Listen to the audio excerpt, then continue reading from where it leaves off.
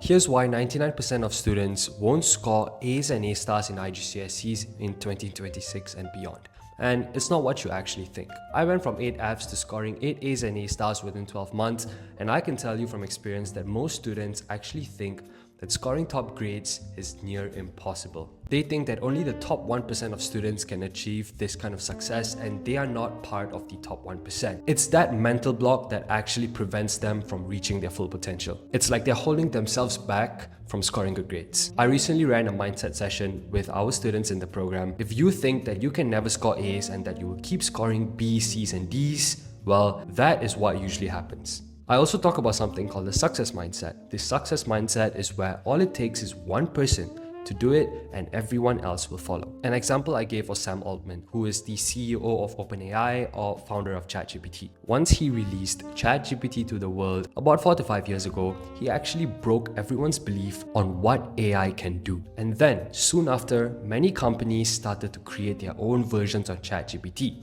such as Claude, DeepSeek, and so on and so forth. In this session, I also gave my students a framework where they can start killing bad habits and implementing the success mindset. Talk about it somewhere along this video, so keep watching to catch it. I'm now going to play the recording of my mindset session and enjoy. I want to talk about something called I was reading a few articles last week and this came across. I want to talk about something called the expectation effect. Right? So what the expectation effect is to do with setting standards for yourself, right? If you guys think it's going to be boring, it is going to be boring, right? If you guys think it's going to work, chances are it's going to work, right? And guess what? What you think, right? What you think 99.99% of the time, it's reality. 99.9% of the time, it's reality. If you think math is not going to work out for me, I'm just not capable. If you guys think math is bullshit and it is not going to work for me, guess what? No matter where you guys go for help, it doesn't matter if you guys go for extra support, if you guys join a program like this, or if you guys go to the best institutions in probably somewhere in Europe, it does not matter. You will not succeed. All of this starts with you thinking that, hey, this is going to work, right? You guys need to set the standard on yourself that, hey, whatever I'm pursuing right now, it is going to work out. I don't know how, but I know that it is going to work out, right? So if you go into your class, right, doesn't matter if it's classes with us or your class in school, if you go into class thinking, hey, this is going to work out, right? It will work out. If you go into class thinking, not this again, another day of the teacher yapping about some kind of new technique in math, something called a function, something called derivative, something called integration, something called series, something about supply and demand, whatever it is. If you think that, oh my God, I just have to go to class and do this boring work, you will gain nothing from that class, right? If you guys go into class with that mindset, you will come out with that mindset as well. Okay. So as you go throughout this entire challenge, most of you guys are within the challenge. Some of you are finishing the challenge. Whatever it is, throughout the course of your IGCSE in general, right? Okay, you have to believe that your effort will deliver an outcome, right? You have to believe that your effort will deliver an outcome. All right. Most of you guys are not trying as hard as you can because you don't know whether you can achieve good grades or not. It's not certain, right? There's no guarantee that Emma, Suhail, or Rahul here is going to score A stars in whatever subject or in IGCSEs in general. There's absolutely no guarantee. Okay, let me twist the scenario a little bit. Let's say I put a 10 million ringgit check or $10 million check. I drop it in the Amazon rainforest and I tell you guys, okay, your job is to go to the Amazon rainforest and collect that $10 million check. What will you guys do? You guys will search everywhere in your house for money. You will beg your parents for money. You will ask your friends. You might even ask your parents to take out a loan for you just to travel, or you might start selling your stuff, right? On Carousel or Best Buy or whatever, you might start selling your stuff just to go to the Amazon, right? And once you get there, you have to get to the airport and you have to travel to the jungle, right? And once you travel to the jungle, let's say you meet the villagers, right? And the villagers are like, hey man, look, I can only bring you from my village to point A. From there on, it's all on you because it's going to be dangerous. We don't know what lurks in the shadows. We don't know what animals are out there deep in the rainforest. You have to hitchhike yourself. Are you going to be like, oh my God, I'm so scared. I'm not going to go into the Amazon. It's okay. I don't want 10 million. I'm going to go home. No, you will hitchhike no matter what, right? You don't care. Even if there's the biggest anacondas in the world inside there, you don't care. There's a black panther inside there. You don't care. There's a lion inside there. You don't care if there are crocodiles. You will still find a way to figure it out, right? You guys will still go. You guys will still go. You don't care. You will still go. And you will hitchhike and you will walk and you will get tired and now you want to rest. You want to sleep. Okay. And there's no lodging, there's no hotels. What will you guys do? You guys will probably just lay down on the soil and sleep and call it a night and wake up in 8 hours and continue your journey. Right. And then at some point, once you guys are when you guys are navigating through the rainforest, you are going to find a $10 million check. Right. You three of you might fight for it, but regardless, one of you will take it home. Right. And you will take the $10 million check and go home and do absolutely whatever you want with it. You can buy as many things as you want. You can give it to parents. I know most of you here won't give it to parents, but you can do whatever you want with the $10 million check. 10 million life-changing money, right? Why are you guys willing to go through so much pain just for 10 million? Because you guys know that $10 million is guaranteed, right? If I was from the future and I told you guys, hey, A stars is guaranteed. For you, I look at your IGCSE results. I see 9A plus, 9A stars. I see 9 subjects with 8s and 9s. But all you have to do is do X, Y, and Z from this day all the way until your IGCSE exams. What are you going to do? You are going to do X, Y, and Z. Right? And this is the challenge because it's not guaranteed whether you guys will score good grades or not. Right? It is not guaranteed. If it is guaranteed, all of you right now will be working your asses off. Guaranteed 100%. Right? But there's no guarantee. Right? The fact that you guys will score an A star is uncertain. That's just the way life is. We don't know if things will work out at all. Right? So, what I'm asking you guys to have, just one favor from me today. I need you guys to have an absolutely open mindset. I need you guys to have an open mindset, right? I need you guys to be delusional. You guys need to be delusional. The most successful people in the world are very delusional. They don't know if they will achieve the success that they set out to achieve. But hey, guess what? They start. They start. They get started somewhere. And you guys have already started by making a change. How? You guys have enrolled yourself into this challenge. You guys have committed, okay, in 5 weeks or 4 weeks, I'm going to see a great job. Okay, I'm going to try my level best even if I don't see a great job. I'm going to do my absolute best until my IGCSEs. Great job, right? But most of you guys have this mindset for like the first week, and from the second week, it's back to normal again. You start all the way from scratch. Again, all your bad habits come into place and you give up, right? So I want you guys to have an open mindset throughout your whole journey, not just for this challenge, throughout your IGCSE journey. I want you guys to have an open mindset. Okay? I want you guys to know that, hey, my grades are guaranteed. All I have to do is put in work. Some of you are thinking, oh my God, my exams. For some of you, your exams are next year, May, June. Some of you next year, October, November. Some of you in 2027, whatever it is. You guys think that you have time. Guess what? You don't. You don't have time at all. All right? I want you guys to act with urgency, right? If you need to get something done at a set period of time, just do it. Get it done, right? If you take care of, this is one of my favorite quotes. It's by Ryan Serhant. I don't know if you guys watched the show Owning Manhattan on Netflix. Ryan Serhant is a billion-dollar real estate broker. And he has this quote, which goes like this. Take care of the work,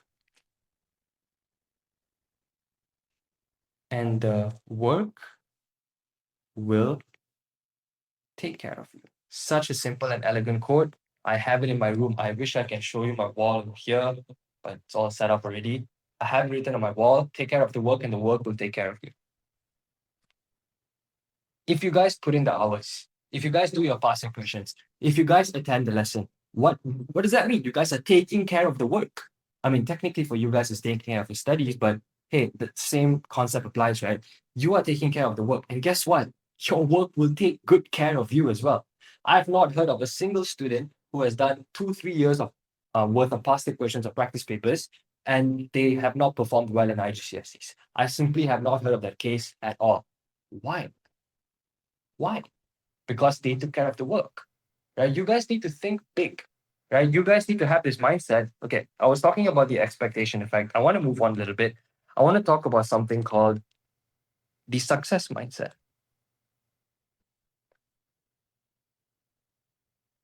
The reason I'm going over such simple stuff today is because us human beings need to be reminded more than we need to be taught.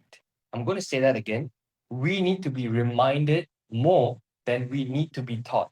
Most of the time, we already know what to do, but we don't do it. Right? So we got to change that. We got to start putting in the work. We got to start taking care of the work so that when results come out, hey, it's going to be like, oh my God, everything I've worked for, finally. Don't you guys want to have that feeling? Trust me, I had it when I did my GCSEs, and it's one of the best feelings in the world.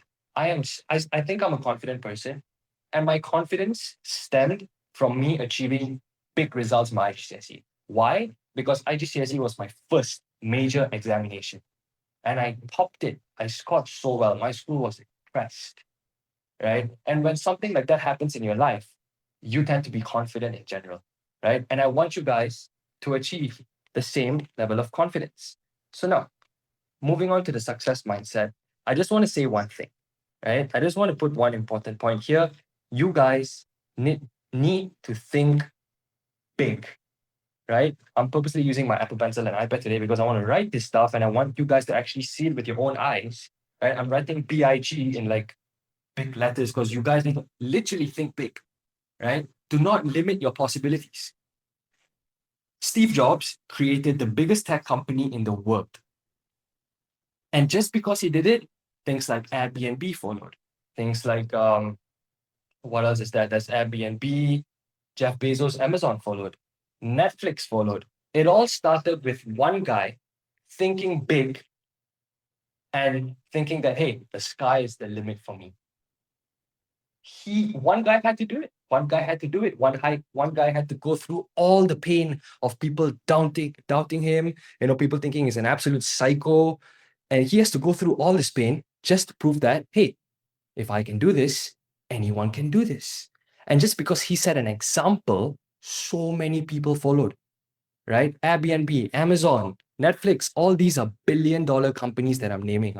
And all of these guys are self-made. They started from scratch, right?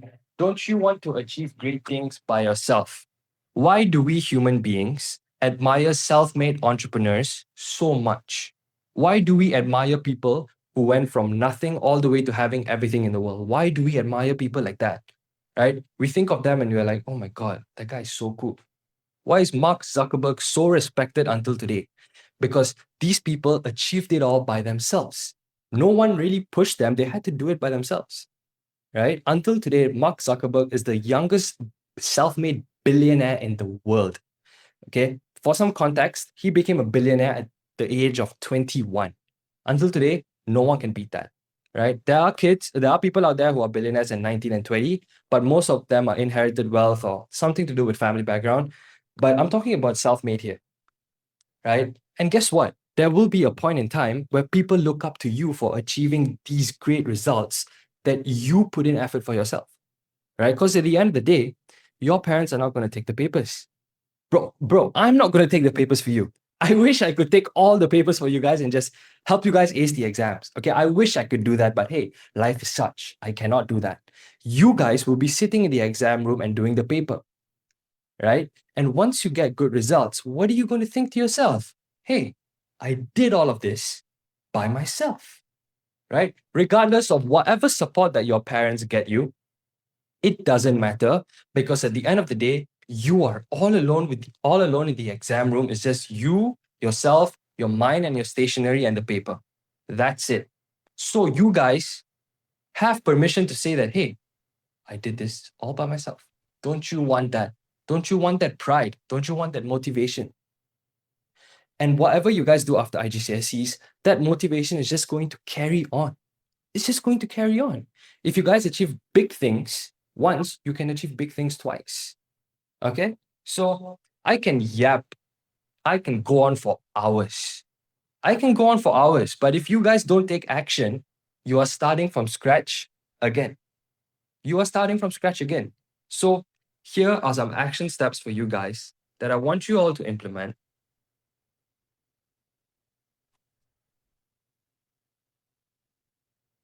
Action step number 1, 1% every day. All of you guys here are looking to improve. In order to improve, you got to sabotage yourself first. Let me explain. I had this bad habit during my IGCSE days where after studying, I'll be like, hey, it's okay. Let me watch one episode of Netflix, right? I used to watch Riverdale back when Riverdale was good. Now Riverdale is horrendous, okay?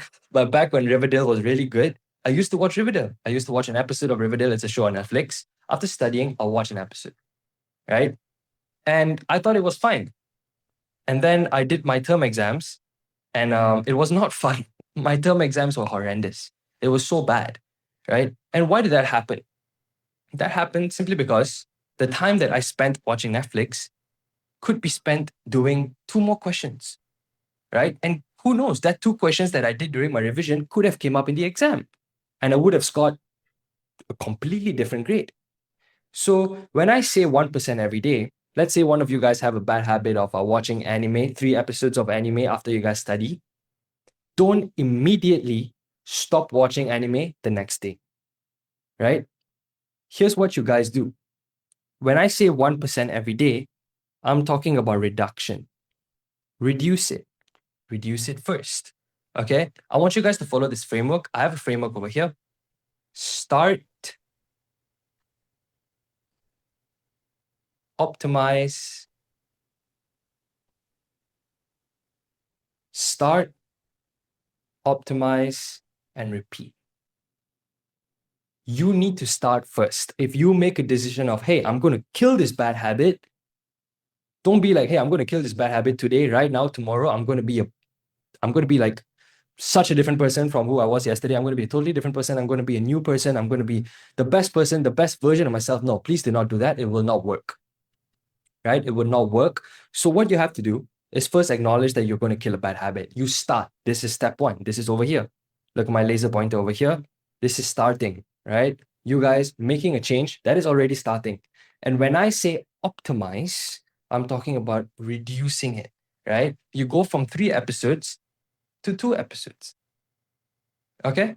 So I'll put out a roadmap for you guys. If you guys have the bad habit of watching anime after studying, I guess this will really help you. But again, this example can apply to almost anything, right? Let's say day 1, okay? You watch 3 episodes of anime, okay? Fine.